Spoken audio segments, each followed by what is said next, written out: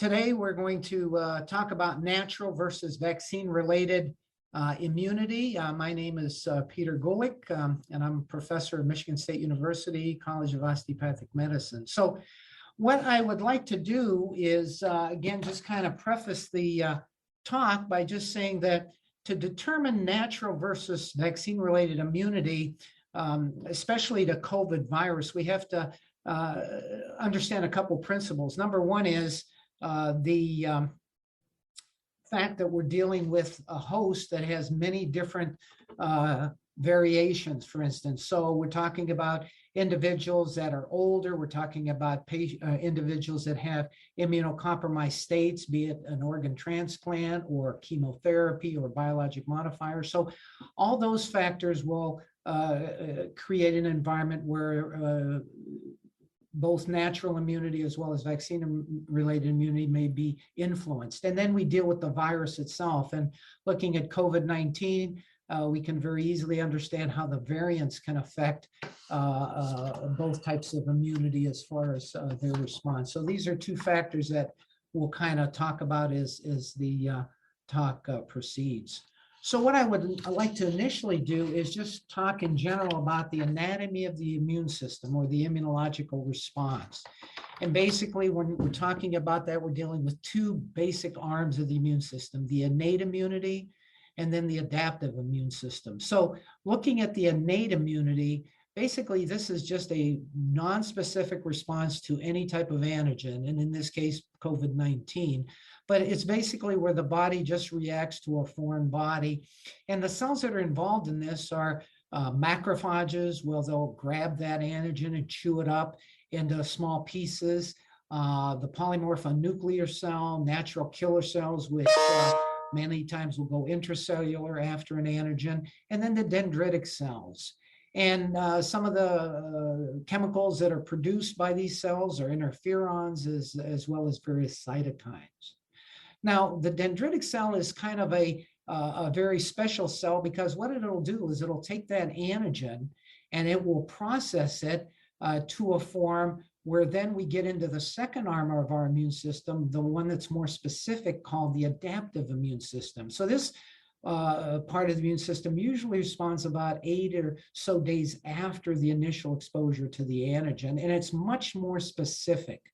And within this type of an immune system, what we have is more specific cells, and we're dealing with B cells, both naive and memory, as well as T cells, both naive and memory. And in this branch of our immune system is where we make more specific direction as far as our immune response goes. And so, for instance, the B cells will mature onto plasma cells, and once we have plasma cells, and they start secreting various antibodies, IgM, IgG, IgA, and these are our neutralizing antibodies. And this gives us our more early response to a specific antigen. And then we have memory B cells, which form memory plasma cells, which when re-exposed to that antigen can again make these various neutralizing antibodies.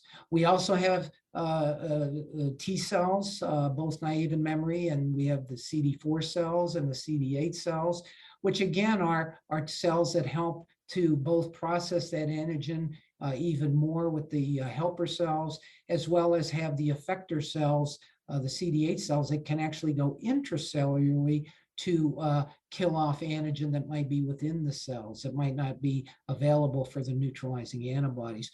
And the one thing that is very important as far as looking at the immune system is the memory cells, because these are the cells that will dictate our future as far as re-exposure to that antigen. And so when we're looking at the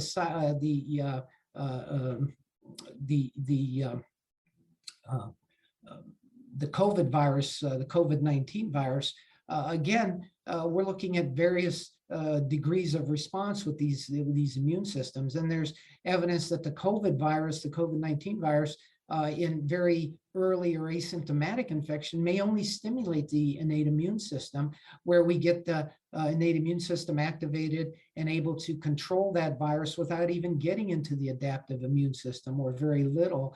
And so this is where you may get a positive test on the PCR and you may get control of the virus, but yet have no evidence of any neutralizing antibody. And so this, again, is how the natural immunity can function. Going further, looking at the breadth, looking at how much of the virus does the immune system, attack, comparing both natural immunity to vaccine-related immunity. And in this case, natural immunity, you get exposed to the entire virus. So when you're looking at it, again, looking at the COVID-19 virus, the natural immunity is going to be exposed to the spike protein, to the membrane protein, to the nucleocapsid, as well as other aspects of the virus itself. And so you would expect theoretically that you would get a more complete immunological response by natural immunity, because you're going to see that whole virus and you're going to develop, antibodies and T cell response to the entire virus. And so even when you get testing to see, after you've been exposed to the virus and you get testing after natural immunity, you'll see that there's antibodies not only to the spike protein, but to the nucleocapsid protein as well. The one area that's a little bit confusing, and there's been some studies looking at it, is that we know that the virus, to protect itself, may shield certain critical parts of that area that are responsible for the major pathophysiological response to that virus. And in the instance of the COVID virus, we feel it's the spike protein that mainly directs the pathophysiology of how the COVID virus attacks the cell, as everybody knows. So the virus may shield certain areas of that where the body can't respond entirely to that critical point, and where the immunity to those critical areas may not be as complete with natural immunity. And again, we're looking at the science of it now, as far as trying to interpret this into clinical aspects, that, is something that's still, in development, so to speak. So when we do, or when I am talking about, comparing these two arms of immunity, I'm going to mention,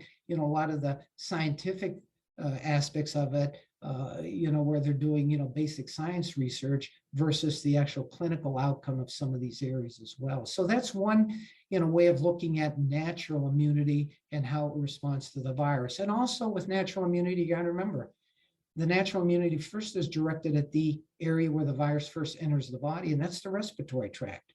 So early on in individuals that get very mild to moderate or even asymptomatic infection, they may develop mainly an antibody response to the, to the viruses as exposed respiratory wise. And that may not necessarily get systemic. And that's why where you see, the degree of neutralizing antibodies being formed, many times the degree of antibody response is much greater when it's a systemic exposure versus just a local exposure in the respiratory tract.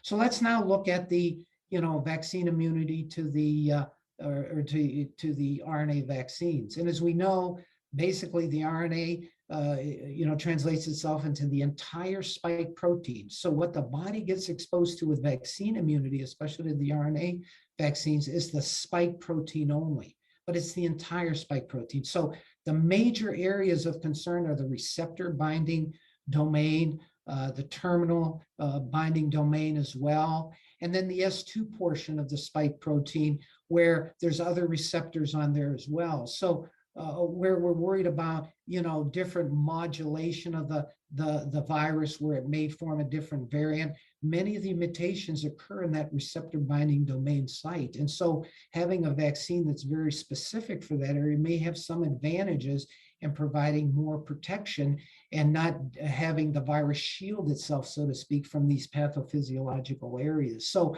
it may, theoretically, again, be more of an improved response based on some of this information in itself. And so this is where, how vaccine immunity works. And basically, too, they both forms of the immune system will form polyfunctional antibodies, where they're a little bit more malleable. So you get a little mutation in a certain site, that antibody may also change its ability to bind again to that site that's been changed a little bit. And this is a lot of research that we don't have answers to yet, but it's possible that this occurs both with natural immunity as well as vaccine immunity. And again, the big question is, what about long-term immunity? And this is where we have to get more into our memory cells, both memory B cells and memory T cells as well.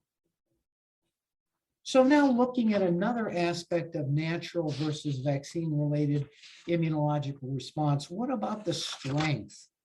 And the strength is defined as how well natural versus vaccine immunity stops infection, prevents, mild, moderate, severe disease, and further hospitalization, et cetera. So let's look at both natural versus vaccine immunity in this particular area.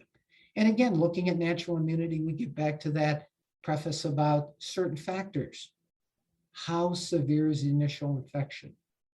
So if the infection is severe, one of the aspects is we notice that reinfection is very infrequent, less than 1%. So the more severe the infection, the more broadly neutralizing antibodies are produced, and the less likely you are to get a possible reinfection. So that dictates, again, individuals that may have asymptomatic versus mild versus moderate, where they don't have a complete immunological response, where they may be at a high risk for getting reinfection.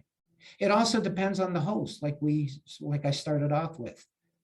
The age of the patient. As patients get older, we all know that patients don't respond as well to vaccines. The vaccine durability is not there, and that's why a lot of times boosters and revaccinations are necessary as one is getting into an older age and with more comorbidities and stuff. So natural immunity may be reflected on that area. Immunocompromised states, and again, there's a variety of those based on organ transplants all the way to somebody that might be diabetic. They're all immunocompromised. But if we look at studies that have looked at patients that have had a vaccine, for instance, and then measured their neutralizing antibodies or measured the antibody response, many times it may be no antibodies evident, or 38% of the individuals may develop some mild form of antibody. And so immunocompromised patients may not develop as durable or as large amount of antibodies as somebody that's not immunocompromised. And hence, where we're looking at other ways of boosting that immune system by giving potentially a booster. And then we talked already about the level of infection. Did they get an asymptomatic type exposure versus one that's more severe, where the systemic immune system may be stimulated more? And then what is known and what's very interesting is, and I'll get into this in a little more specific, is that the highest levels of broadly neutralizing antibodies seem to be in those that have developed natural immunity and then gotten at least a single dose of vaccine, if not a double dose. So this gives us even more evidence of how this immune system works against the COVID-19 virus. And then looking at the viral or vaccine-related immunological response, in this case, we're getting a set amount of antigen. So it's going systemically, and regardless, we're now, trying to prevent this virus from occurring. So we're giving a systemic antigen. And we know with early studies, at least with the RNA vaccines, that the initial responses were greater than 90%, which is really unheard of considering responses to the influenza vaccine many times are anywhere from 40 to 60%. So it's a very good initial response. And this was during the early virus, during the Wuhan strain. But then as we got into newer variants, the Alpha, the Beta, and now the Delta variant, what we're seeing is these variants are changing the response rate. And so we just got some initial data back showing that the Pfizer vaccine only had a 66% response in the variant, and so a lesser response. But that was basically as far as infection goes. So patients with the vaccine are still at risk for getting infection with the Delta strain. But what was important to know is that when they looked at serious infections, hospitalizations, and death, the vaccine was still very, very effective in preventing those. So there's still much of the immunity present that still prevents serious outcome from even these variants. The unknown variable, again, is how long term the immunity is. What about the memory cells? What about the memory B and T cells? How will this influence, long-term immunity? And will boosters, as I'll get into, will they be necessary, and then how frequently they're necessary? It's interesting, but there's a couple trials that just came out that really looked at the strength of natural versus vaccine-related immunity. And one was just recently released, and it was a large study done in Israel. And they looked at various groups. They looked at naive vaccinated individuals. They looked at individuals that had natural infection. And then they also looked at a group of natural infection plus a booster dose. And so they looked at these different groups as to see what was the rate of breakthrough infection with the vaccine versus reinfection with natural immunity, and how was each one different.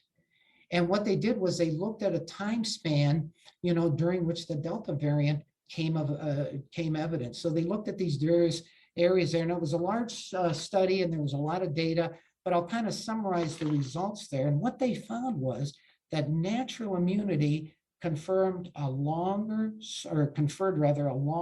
stronger protection against infection, both symptomatic and even hospitalization, caused by the Delta variant when compared with 2 doses of the vaccine. So this is kind of a very interesting finding, but you have to remember that what are the percentages of individuals that go on to develop hospitalization and that with the vaccine? And it's a very small amount, very, single digit percents, so it's not a lot of people that we're talking about here. But what they found was that natural immunity was more effective. Now, when you look at the different subgroups that were looked at, I mean, the ages pretty much matched each natural immunity versus vaccine-related immunity. But when you looked at some of the subgroups as far as patient characteristics, there seemed to be number-wise more immunocompromised individuals, more individuals with comorbid conditions that number-wise that were reflected in the vaccine group versus the natural immunity, which may somehow affect the results as well. So,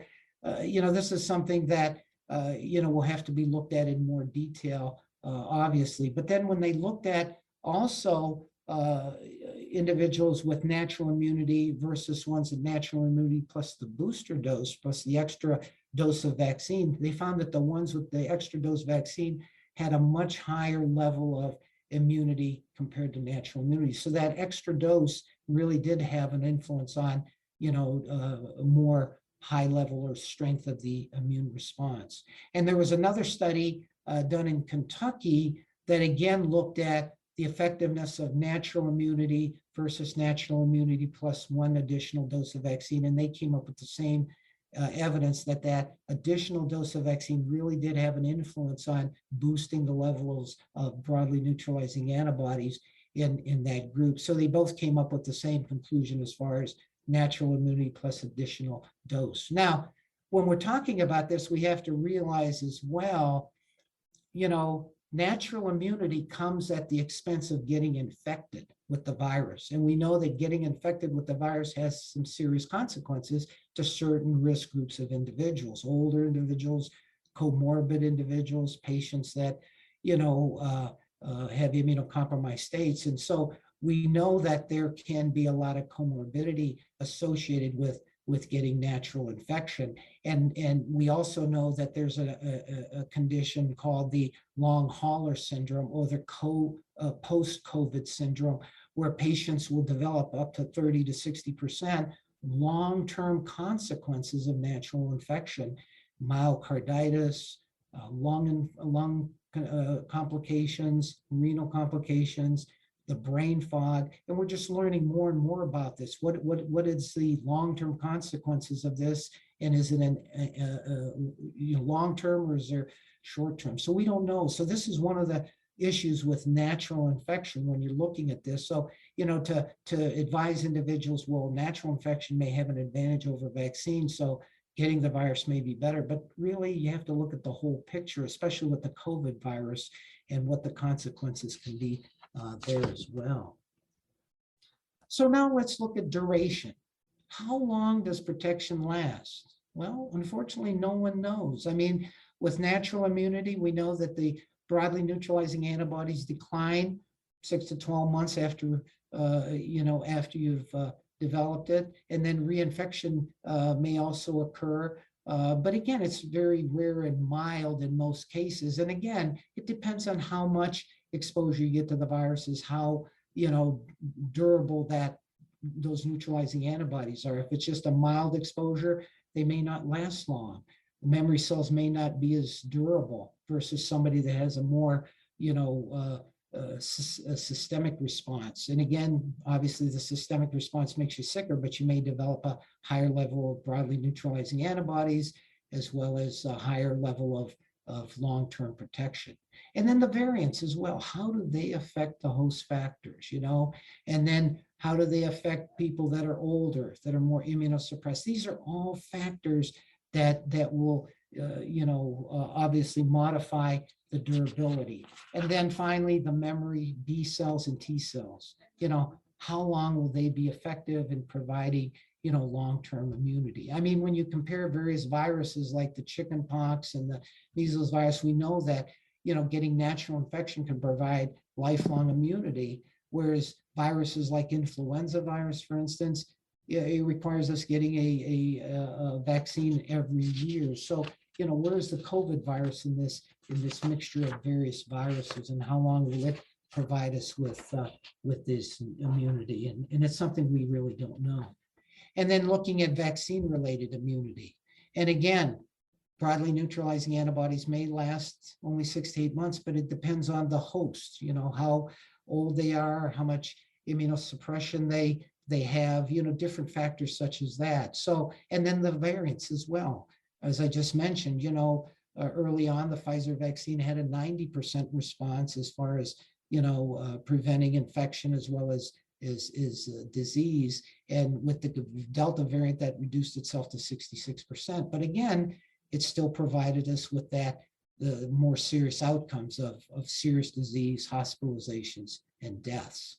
And that's the important thing to mention here is that the breakthroughs that are seen with the vaccine-related immunity, even with variants, I mean, the hospitalization rate and death rate is still very, very low, which is very, very important to understand. But this brings up the point now of boosters. We're talking about boosters now. And I already talked about how the fact that giving an extra dose of vaccine to somebody with natural infection definitely improves the natural immunity, which may provide longer term protection and more durable protection. What about boosters in the vaccine-related immunity? And we already have data to say that patients that have had organ transplants, where their response to a vaccine may only be 38% or less, when they're given a booster, many times their response increases to over 50%. So right now, it's the CDC and the ACIP are recommending that boosters be definitely given to individuals in certain categories. And right now the category is immunocompromised individuals, organ transplants, patients that are getting cancer treatments, chemotherapy, both hematologic cancers as well as solid organ cancers as well. Individuals that are HIV positive that may be immunosuppressed, maybe their T cells are below 200 and they have AIDS. Those are definitely individuals that need probably a booster, as well as individuals that are on basic biologic modifier therapies. The CD20 inhibitors that can provide decreased B cells, or steroids greater than 20 milligrams a day may all be considered immunocompromised and definitely would benefit from getting a booster based on data such as we have. Now, looking at other classes of individuals, another category could be, how about elderly individuals, greater than 65, greater than 70? Would they also benefit from boosters? And we know as a rule that many of them do require revaccination for certain other vaccines based on age alone and the immunosenescence that occurs. And then finally, what about normal individuals? Will they need boosters as well? And how long do we wait before we give the booster?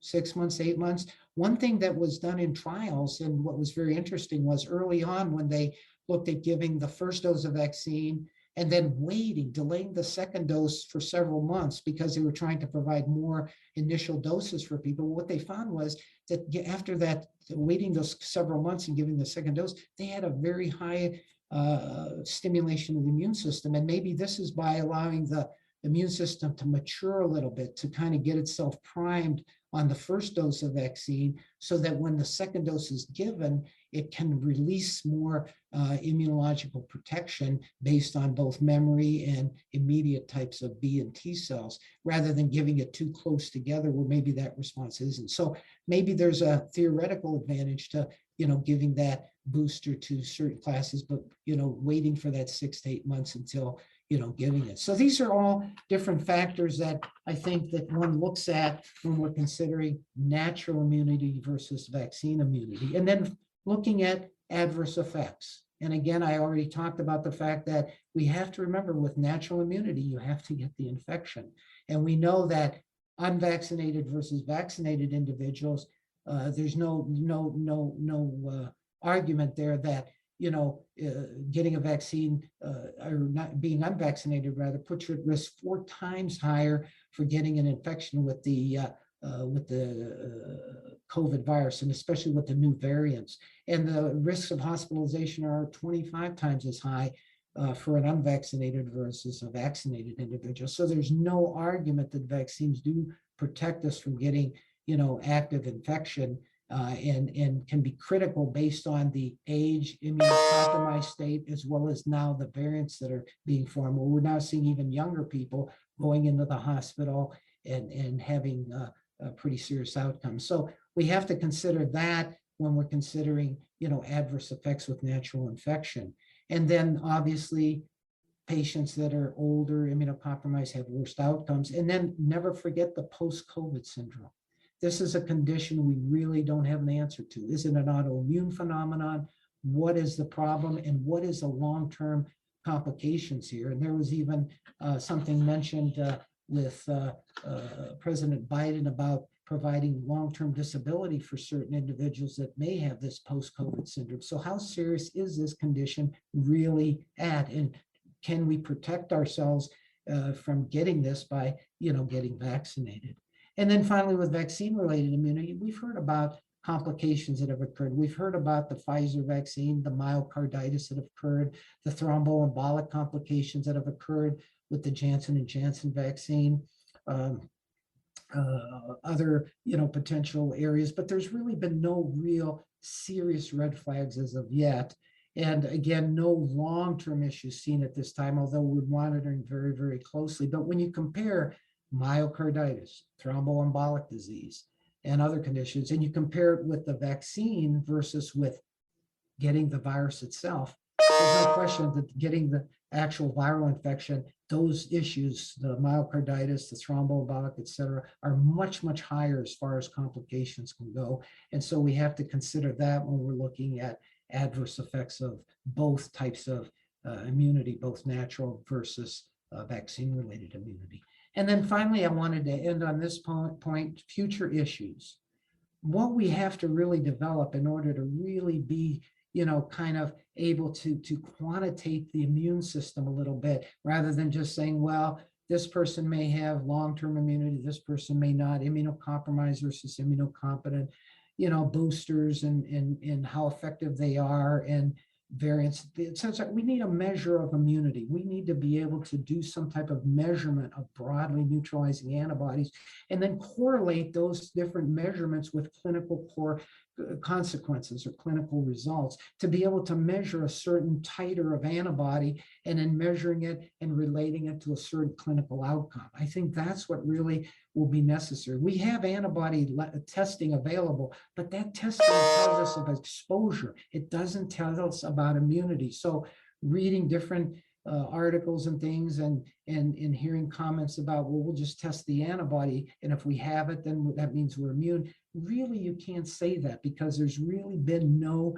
measurements or evidence-based medicine correlating immunological response with any type of lab test with clinical outcomes. So that has to be done, and I think that'll give us a much better overall view of at least short-term immunity with the broadly neutralizing antibodies, almost like we have for other conditions like hepatitis B, for instance, where we can measure immunity to see who's immune versus not, and who may need a booster. So these are correlates that I think needs to be looked at. And then finally, the memory cells. How long-term is this immunity going to be? And measuring memory B cells, memory T cells, and trying to do the same correlation. There's some experimental studies being done right now, where they're trying to look at these different arms, but trying to make it, into more of a clinical, relevant type of a thing where we can use these type of information to base clinical judgment calls and then be able to more firmly establish, different correlations with long-term immunity as well as short-term immunity. And then finally, the last point I was going to make is we're looking at different ways of vaccines now. And one new thing coming out was possibly a nasal vaccine to provide higher level of local protection against the virus based on nasal mucosa with IgG and IgA especially. So again, this topic is a very controversial topic. It's an ever-changing topic. There's new data coming out every day. So data that I just presented to you today may be different tomorrow or the next day, and it's an ever-changing, ever-moving target. But hopefully today I did give you some at least basic knowledge of this concept of natural versus vaccine-related immunological protection. Thank you very much.